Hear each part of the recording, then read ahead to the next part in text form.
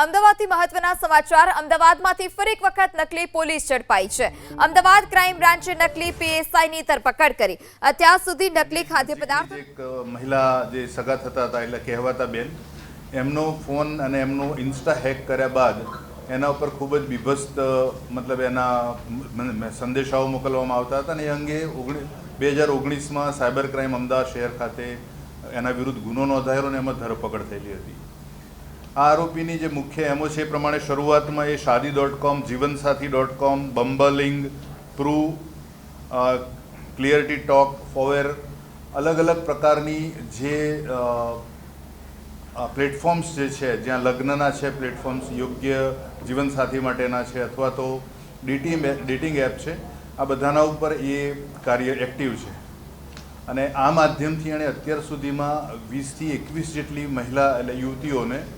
એની પ્રેમ જાળમાં ખોટા ઓળખ આપી અને એમની સાથે સંબંધો કેળવી અને એમની પાસેથી અલગ અલગ યુવતી પાસેથી અલગ અલગ રકમ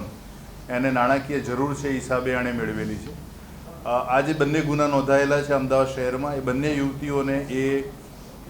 આ જ પ્લેટફોર્મ મારફતે મળેલો અને ત્યારબાદ એમની સાથે એવી રજૂઆત કરે કે એ પોતે ખૂબ જ પૈસાની જરૂરિયાત છે, એની પાસે પૈસા છે પણ અમુક પ્રકારની રકમ ઓછી પડે છે એટલે એ શરૂઆતમાં 50,000, 80,000, 1 લાખ આ રીતે અલગ અલગ જરૂરિયાત મુજબની રકમ પડાવતો। એ સંબંધ કેળવ્યા બાદ